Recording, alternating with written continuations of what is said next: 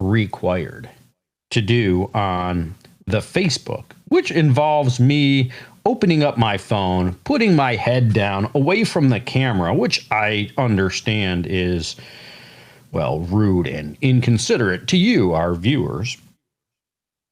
But I am required to go to the Facebook on my phone after the video starts. And I have to go into the little search bar button thing. You know, it pops up here on the top of the screen when you click on the little search thingamajig. And then I have to type in the American Soundbite and go to the American Soundbite page. By the way, if you haven't liked the American Soundbite page on the Facebook, or if you're not subscribed to us on YouTube, then click that button and do it, because, well, it makes the process easier and you get notified every time we drop a new episode, every time we go live, every time we post anything that could be crucial to your survival today. So make sure to like or follow or subscribe to us now. Right now, click the button. I'm busy scrolling and, well, turning down the volume, and then I have to click on start a watch party together with a friend or a group on the Facebook.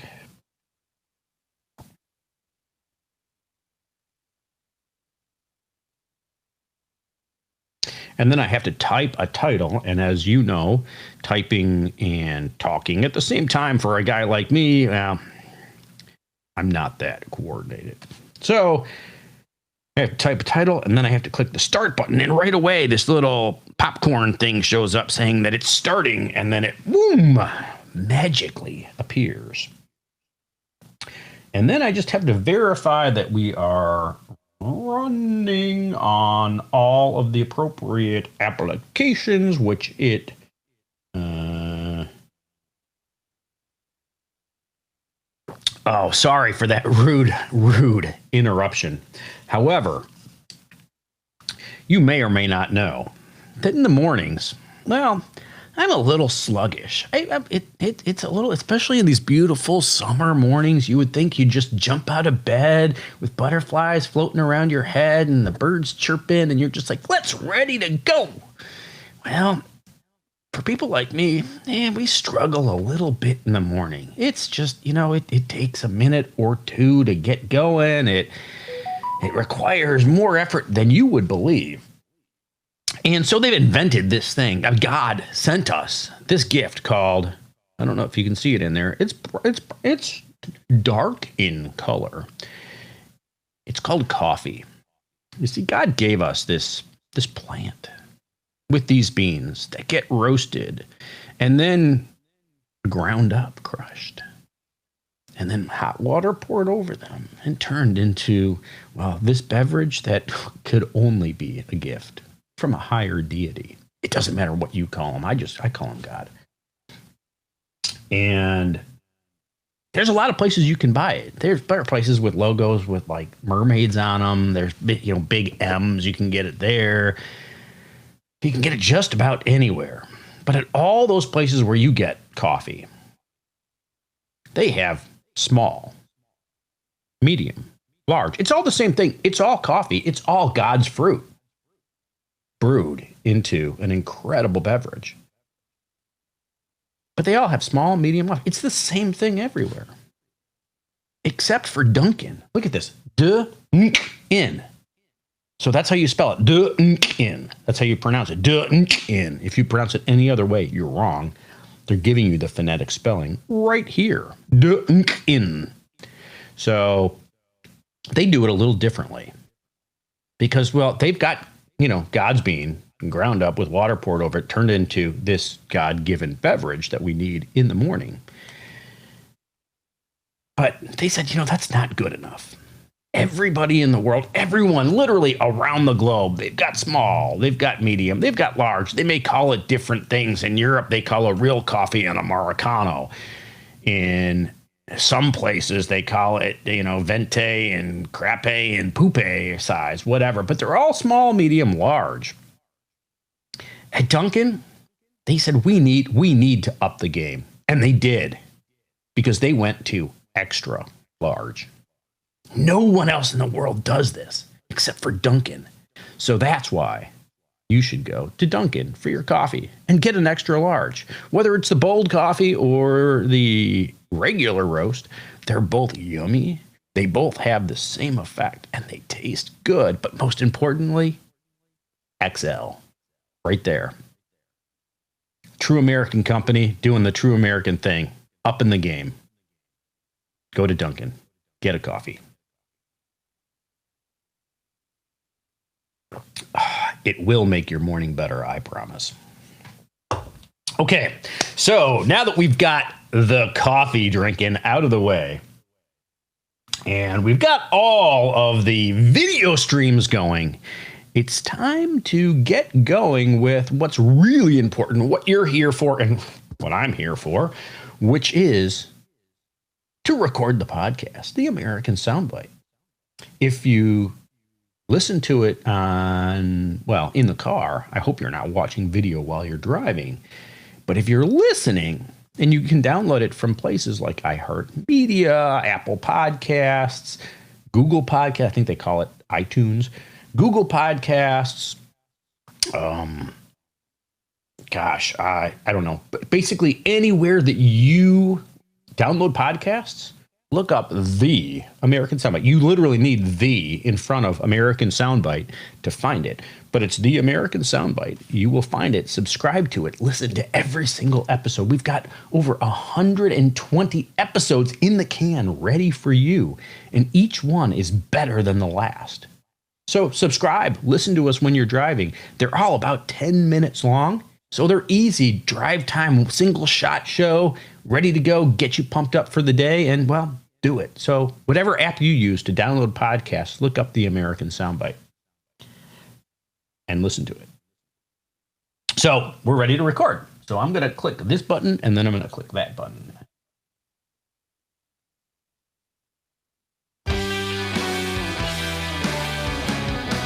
You are listening to the American Soundbite, a podcast that features common sense thoughts of an everyday American. This is the start of the most valuable 10 minutes of your day. So congratulations on joining us. I'm certainly glad that you're along for the ride today. Hey, before we get started, I'd like to ask you to help out your friends, your family members, maybe even a few coworkers. You know, the people that you can think of that may be a little less conversive around the water cooler or the coffee pot, maybe on the Zoom meeting or even at the dinner table. Well, if you let them know that you start your day by listening to the American Soundbite and that they should too, well, then they're going to be more conversive and you're going to benefit for it. So click on the share button. Let them know on social media that you start your day with the American Soundbite and, well, you think that they should too. I appreciate your action and they're going to appreciate the referral. I was talking with a friend over the weekend. And we were specifically talking about, well, Congress. We were talking about the members of Congress and the length of time that they have spent in office and actions that they've taken, comments that they've made, things that they've done. And we got on a topic of, well, their net worth, which is public information because, well, they're required by their own standards to report that information.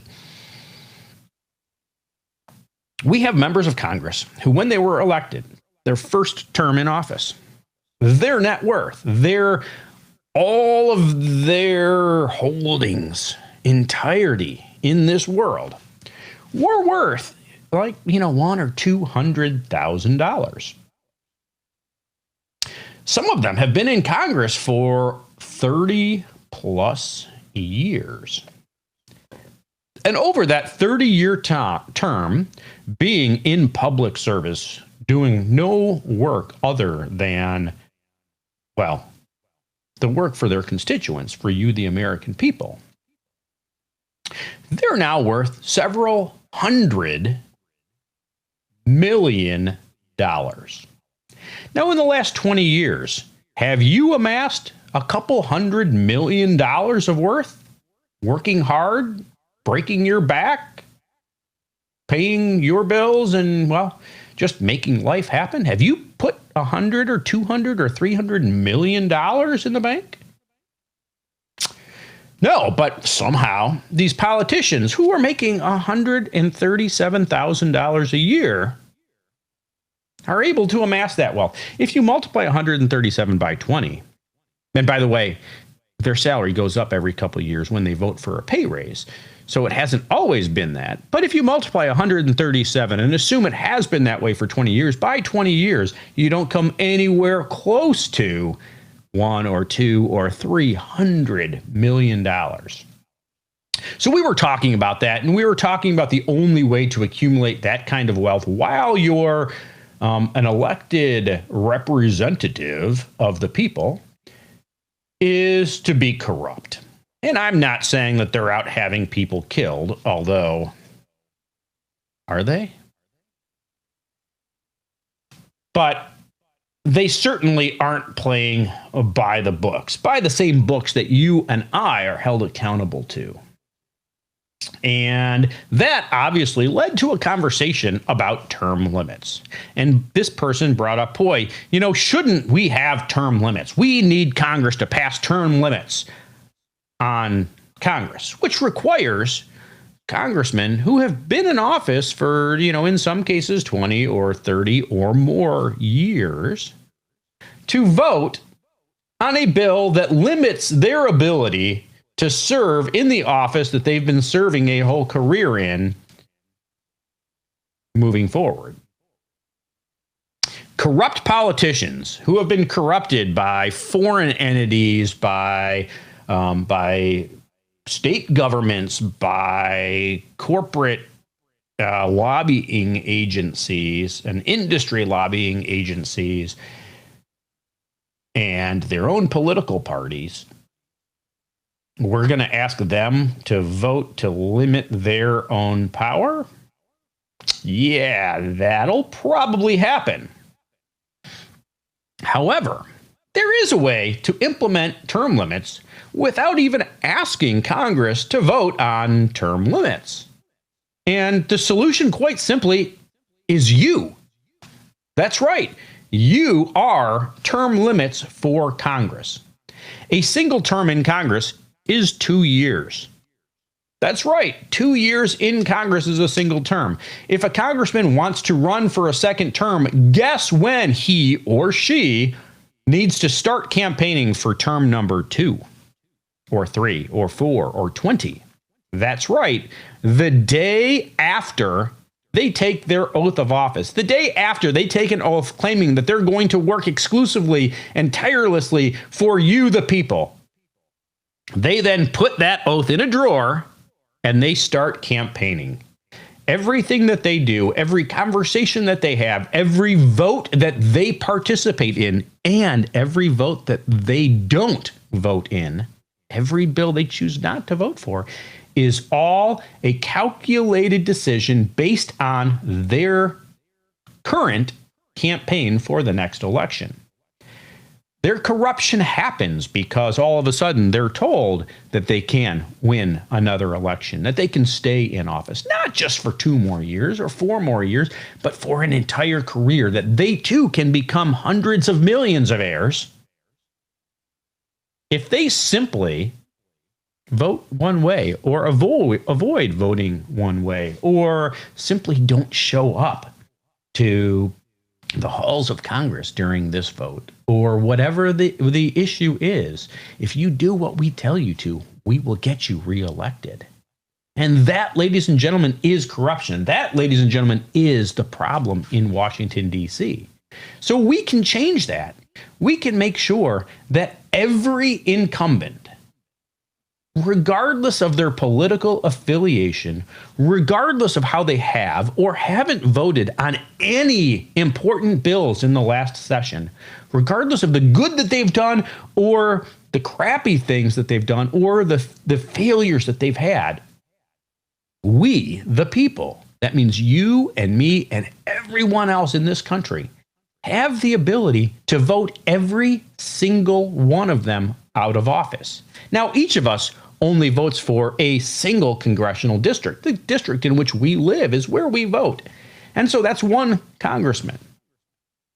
But we have the ability to look at the ballot to know who the incumbent is, who is our current representative. And rather than looking, well, is that person a conservative or is that person a liberal or anything else, we can simply say who's the incumbent, who's not, and always vote for the person who is not the incumbent. It's only a couple years, by the way, a couple of election cycles that will be forced to vote outside of our party lines if, well, you've been convinced that that's even an important thing. But there's only a couple election cycles that you'll have to vote outside your party cycles, because what will happen after that, they see that we're always voting the incumbent out of office. The parties, while they'll still let the incumbent run, maybe, they will always offer a couple choices. They'll get rid of the primary elections for Congress, and they'll let multiple people from the same party run on the general election so that, well, they don't lose their seat in Congress, that the Democrats can still hold the seat or the Republicans can still hold the seat because there's two choices on the ballot, or maybe even more. So they will adapt to our actions to continue to try to control us. But the reality is it doesn't matter if they're Republican or Democrat, because honestly, if they're Republican or Democrat, and they're only voting the way that a Republican or a Democrat party tells them to, then they're not really your representative. They're the representative of the party. And that's not who you or I want in Congress. We want somebody who listens to the constituents in their own district, somebody who talks to us to find out what our needs are, what we see is valuable and important, and that they vote the way that we want them to, not the way the party tells them to, not the way some whip tells them to, not the way some institution or some lobbyist tells them that they need them to vote if they want to get reelected or, have this house on Martha's Vineyard. If we always focus on voting for a non-professional politician in Congress, if we vote every single incumbent out of office every single time, we, the people, we win. Because we get rid of corruption. We drain the swamp ourselves. And we put a new face on our government, because it's now every 2 years a new person from our community that's going to Washington to do our bidding. It's not somebody that has political aspirations. It's not somebody that thinks that they can make hundreds of millions of dollars by being in office. It's somebody who wants to serve the people for a single 2-year term, to do your bidding, and then come back to the community and, well, live amongst you. Those are the kind of people that we need in Congress. Those are the kind of people we need to vote in now. And we have to start by making sure that we vote against every single incumbent in office today, regardless of who they are, regardless of who they represent, or regardless of what letter they have after their name on the ballot. We need to vote out the incumbents and vote new blood into Congress. And then we need to get used to doing that every single election, every 2 years.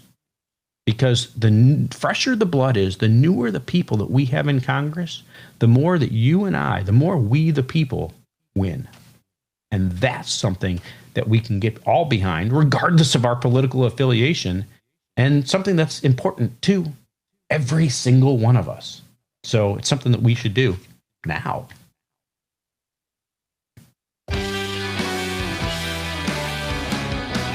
You have been listening to a production of The American Soundbite, a podcast that features common sense thoughts of an everyday American.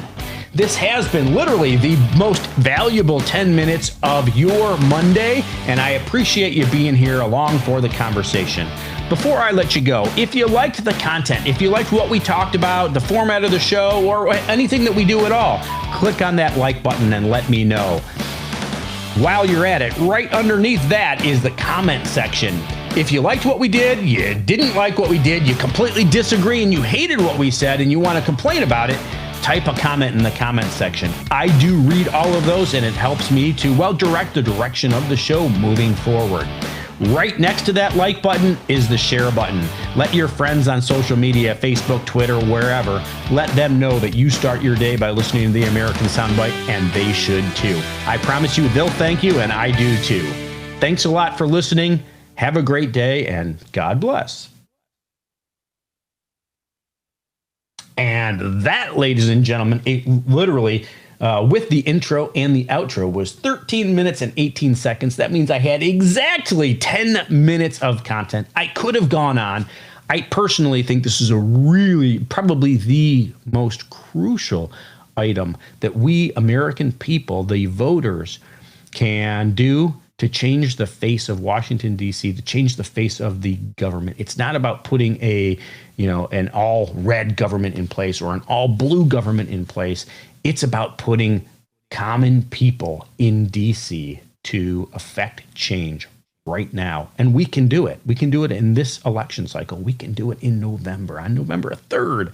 So get out there and vote for non-incumbents, for fresh blood in D.C., and that will help you, it will help me, it will help the entire country to restore its place in history and, well, become the greatest nation in the world.